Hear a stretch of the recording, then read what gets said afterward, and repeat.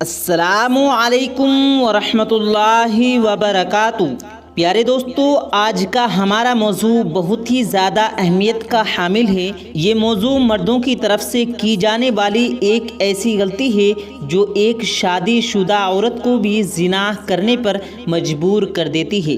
پیارے دوستو، اگر آپ بھی یہ بات جاننا چاہتے ہیں کہ آخر ایک شادی شدہ عورت کیوں زنا جیسے کبیرہ گناہ میں مبتلا ہوتی ہے تو اس ویڈیو کو آخر تک ضرور دیکھیں، کیونکہ آج کی اس ویڈیو میں ہم آپ کے ساتھ ایک بہت ہی دلچسپ اور سبق آموز واقعہ شیئر کرنے جا رہے ہیں۔ لیکن اس سے پہلے نئے آنے والے لوگوں سے گزارش ہے کہ چینل کو سبسکرائب کر کے بیل آئیکن ضرور دبا دیں تاکہ ہماری نئی ویڈیوز کی نوٹیفیکیشن آپ کو وقت پر ملتی رہے۔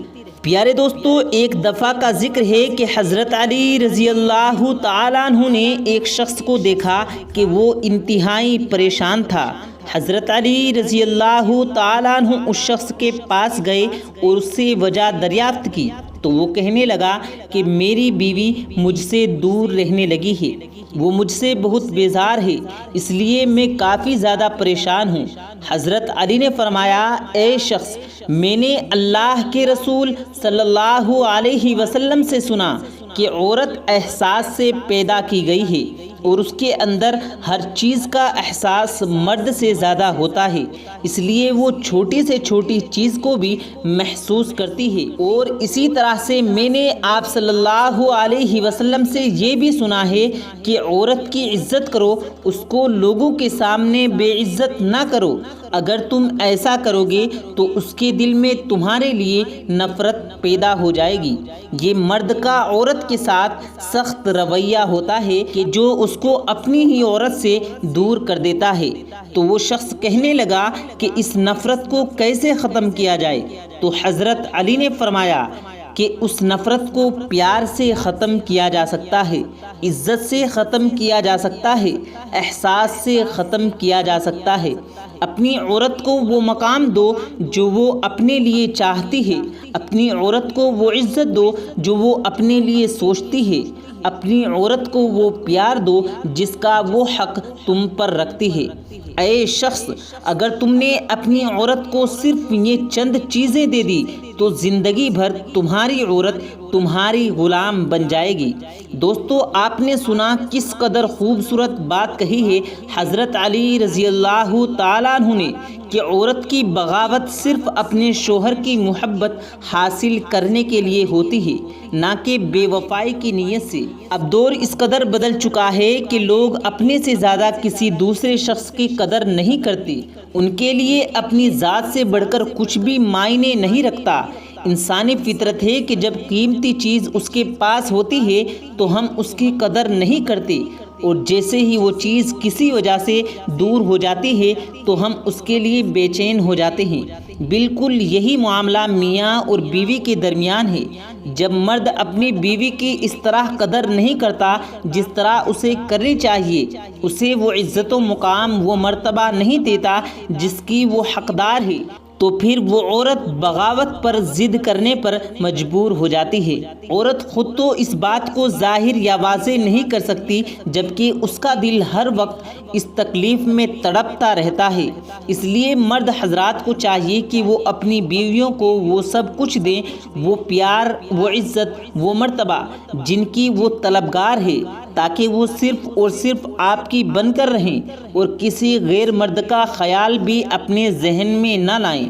دوستو، اس ساری گفتگو سے یہ بات واضح ہو جاتی ہے کہ عورت کو سمجھ کر اس کے ساتھ برتاؤ کرنے کی ضرورت ہے۔ لہٰذا مردوں کو چاہیے کہ ان کے ساتھ مزاج کے مطابق سلوک کریں، بجائے اس کے کہ ان کے ساتھ سخت رویہ اختیار کیا جائے اور اپنے رشتے کے اندر غلط فہمیاں پیدا کی جائیں۔ جیسا کہ معلوم ہو چکا ہے کہ عورت ناخوش نقل ہوتی ہے۔ جب اس کو آپ کی طرف سے پیار اور محبت نہیں ملے گا تو وہ اس کی تلاش میں کسی غیر مرد کی طرف جانے کی کوشش کرے گی، کیونکہ عورت چاہتی ہے کہ اس کو پیار اور محبت ملے۔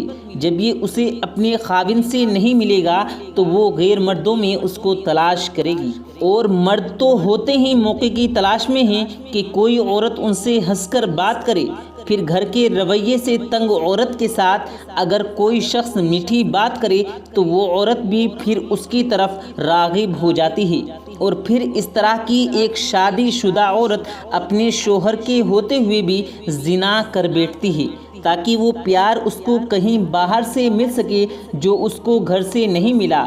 اس لیے ہمارے مرد حضرات سے گزارش ہے کہ وہ اپنی بیویوں کے ساتھ اچھا سلوک کریں، انہیں عزت و پیار سے رکھیں، نہ کہ ان کی بے عزتی کی جائے، ان کے ساتھ سختی سے پیش آیا جائے اور گھر کے اندر بجائے محبت کے نفرتیں جنم لینے لگیں اور یہ بات دور تک چلی جائے۔ دوستو، اب ہم آپ کو بتاتے ہیں موت آنے کی 3 نشانیاں، یعنی جب یہ 3 نشانیاں پوری ہو جائیں تو سمجھ لینا کہ موت کا وقت قریب ہے۔ ایک مرتبہ ملک الموت یعنی حضرت عزرائیل علیہ السلام حضرت یعقوب علیہ السلام کے پاس پہنچے تو حضرت یعقوب علیہ السلام نے پوچھا، کیا تم میری روح قبض کرنے کے لیے آئے ہو یا مجھ سے ملاقات کرنے کے لیے آئے ہو؟ تو ملک الموت نے عرض کیا کہ اے اللہ کے پیغمبر، میں روح قبض کرنے کے لیے نہیں آیا بلکہ آپ سے ملاقات کرنے کے لیے آیا ہوں۔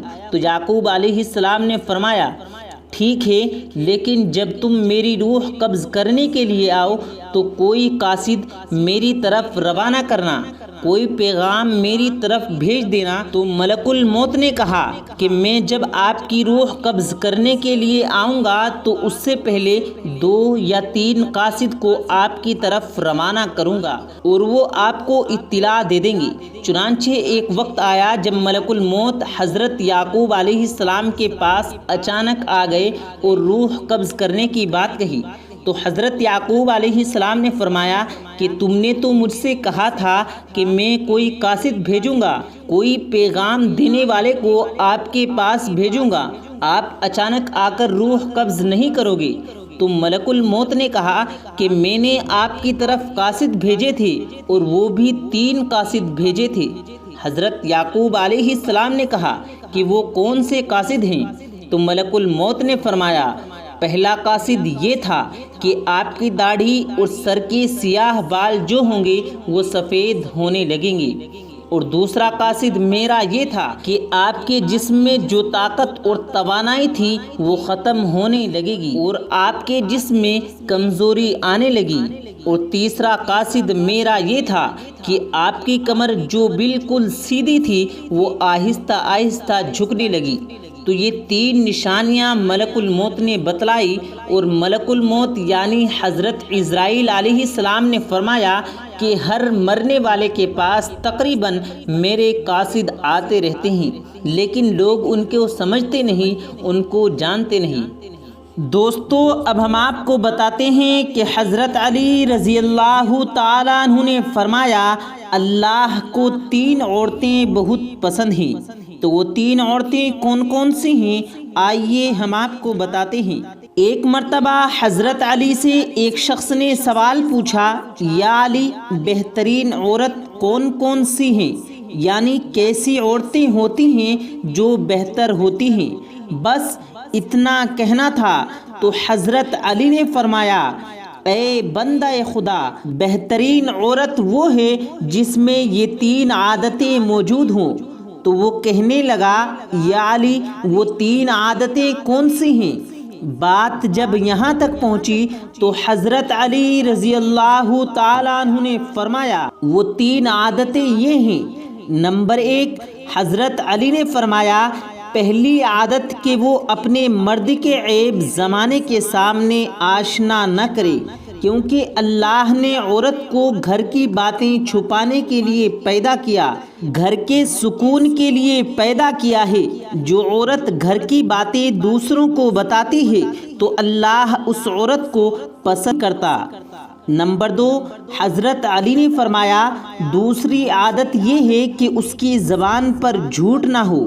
یاد رکھنا، جو عورت جھوٹ بولتی ہے تو اللہ کو ایسی عورت بھی پسند نہیں ہے اور ایسی عورتوں پر اللہ کی لعنت ہوتی ہے۔ نمبر 3، حضرت علی نے فرمایا، تیسری عادت یہ ہے کہ وہ اپنے مرد کے سامنے عورت بن کے جیے، اور اپنے مرد کی غیر موجودگی میں مرد بن کر جیے، یعنی اپنی گھر کی حفاظت کرے، اپنے بچوں کی حفاظت کرے۔ اے بندہ خدا، جس عورت میں یہ 3 عادتیں موجود ہوں تو وہ بہت بہترین عورت ہوتی ہے۔ تو دوستو، امید کرتے ہیں آپ کو آج کی ہماری یہ ویڈیو پسند آئی ہوگی۔ ویڈیو پسند آیا ہو تو ویڈیو کو دل سے لائک کریں اور زیادہ سے زیادہ لوگوں تک اس ویڈیو کو شیئر کریں، اور اگر آپ نے ہمارے چینل کو ابھی تک سبسکرائب نہیں کیا تو ہمارے چینل کو ضرور سبسکرائب کر لیں۔ ملتے ہیں پھر ایک نئی ویڈیو کے ساتھ، تب تک کے لیے اللہ حافظ۔